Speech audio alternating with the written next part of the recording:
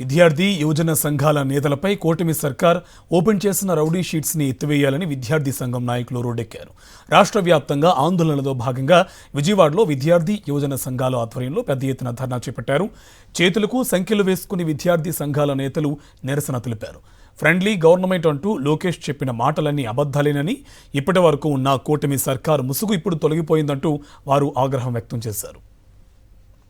దీనిపై మరింత సమాచారం విజయవాడ నుంచి మా కరెస్పాండెంట్ సురేంద్ర అందిస్తారు.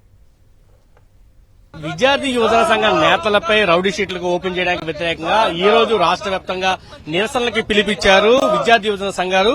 రాష్ట్ర వ్యాప్తంగా అన్ని చోట్ల కూడా ఇది జరుగుతుంది. అయితే అధికారంలోకి వచ్చిన ముందు లోకేష్ ఒక మాట చెప్పారు. ముఖ్యమంత్రి పర్యటన సందర్భంగా అక్కడుండే ఏఎస్ఎఫ్ గానీ ఎస్ఎఫ్ఐ గానీ నాయకులు అరెస్ట్ చేస్తే సారీ కామ్రేడ్స్ అని ఒక కామెంట్ పెట్టారు ట్విట్టర్ వేదికగా. కానీ అధికారంలోకి వచ్చిన తర్వాత అందరి మీద రౌడీ షీట్లు ఓపెన్ చేయడం చూస్తున్న పరిస్థితి. మనతో పాటు ఆ నాయకులు ఉన్నారు.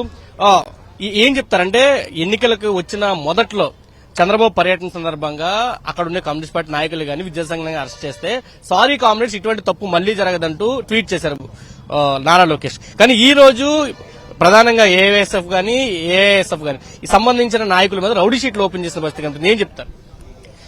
ఆ రోజు ముఖ్యమంత్రి గారి పర్యటన సందర్భంగా సారీ కామ్రేడ్, మా వాళ్ళు తెలియక తప్పు చేశారు, ముందస్తు అరెస్టులు చేశారని చెప్పేసి ట్వీట్ చేసినటువంటి నారా లోకేష్ గారు అసలు రంగు ఈ రోజు బయటపడింది.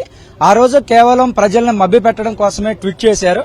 ఈ రోజు రాష్ట్ర వ్యాప్తంగా విద్యార్థి యువజన సంఘాల మీద గత ప్రభుత్వాలు పెట్టిన కేసులన్నీ తీసేసేటటువంటి బాధ్యత మాది, మనది ఫ్రెండ్లీ పోలీస్ అని చెప్పి అధికారంలోకి వచ్చిన తర్వాత గత నెలలో విద్యార్థి యువజన సంఘాలతో సమావేశం నిర్వహించినప్పుడు కూడా మీ అందరి మీద పెట్టినటువంటి కేసుల లిస్ట్ అంతా ఇవ్వండి, మేము కేసులు కొట్టేసేటటువంటి బాధ్యత మాది అని చెప్పేసి విద్యార్థి యువజన సంఘాలకి హామీ ఇచ్చారు.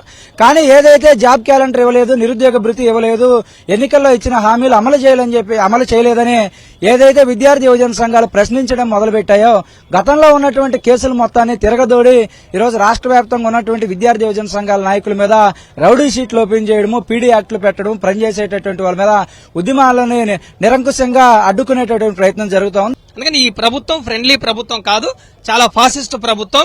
నారా లోకేష్ గారు విద్యాశాఖ మంత్రి కాదు, ఆయన రెడ్ బుక్ కి మంత్రి.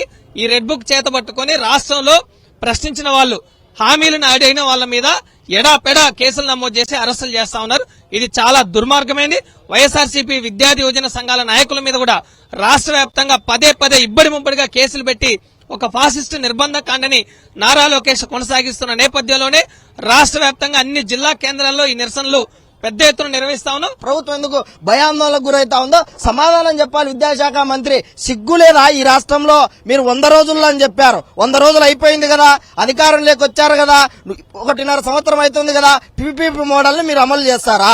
80% పూర్తి చేసిన మెడికల్ కళాశాలను కూడా మీరు ప్రభుత్వ పరంలో నడిపకుండా విద్యార్థులను యువజనులను అరెస్ట్ చేసి మీరు పరిపాలన అంటారా? దీన్ని మీరు జనరల్ డయ్యర్ లాగా పరిపాలన చేస్తున్నారు.